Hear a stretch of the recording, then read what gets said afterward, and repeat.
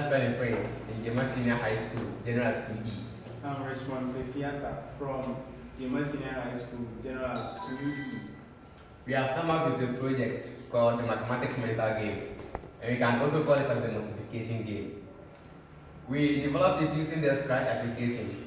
When we talk about the Scratch is a visual programming language that allows students to create their own interactive stories, games, and animations. This Scratch application will allow students to think creatively, work collaboratively, and to reason systematically. We have 4 elements in this Scratch application. We are here to build the programming palette. And before you get the programming palette, it can be found within the codes. Then we are here to be our script. We have this to be our sprite, and then this place to be our stage.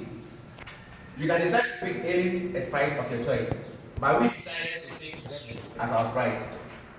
So here are examples of the sprite that you can choose, but we chose Devin to be our sprite. So when we talk about the stage is where the game is being played, or it is where it will take place. Then when we talk about the programming palette are the programs that we use to tell the sprite what to do or what to say.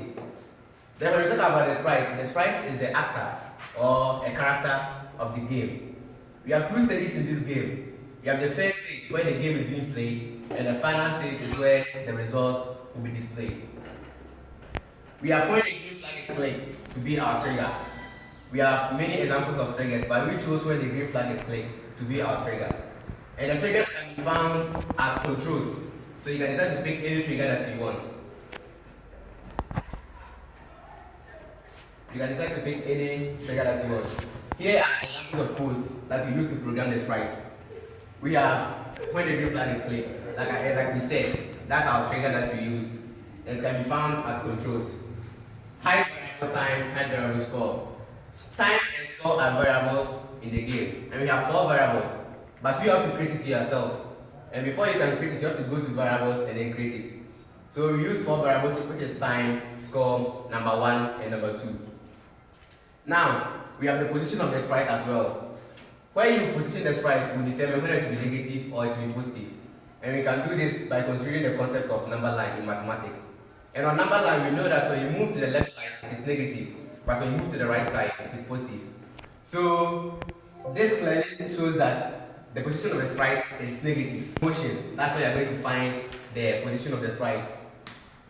Then we set our time to be 30 seconds. That's our time limit, because every game has got a time. At the end of the time, the game will be over. So we use 30 seconds to be our time. And we have score to be 0. We know that every game has a score. And if you haven't started the game, the score will be 0. But after the game, your score will be displayed. So we click the green flag to start. That's the goal.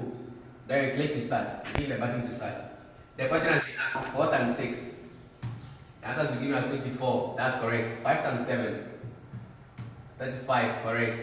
10 times 3. 30. That's correct. So the time will continue until finally it's equal to 0, because we gave it a limit of 30 seconds. So when 30 seconds is over, the game will be over. Then your score will be displayed. This game was intentionally designed for children at the basic level of age 8 to 12. We believe that this game will boost the interest of students in mathematics, and also to help them have fun and learn at the same time. This application will also help contribute to the socio-economic development and improve the technological ability of students. Information technology now drives every nation in this modern world. Thank you.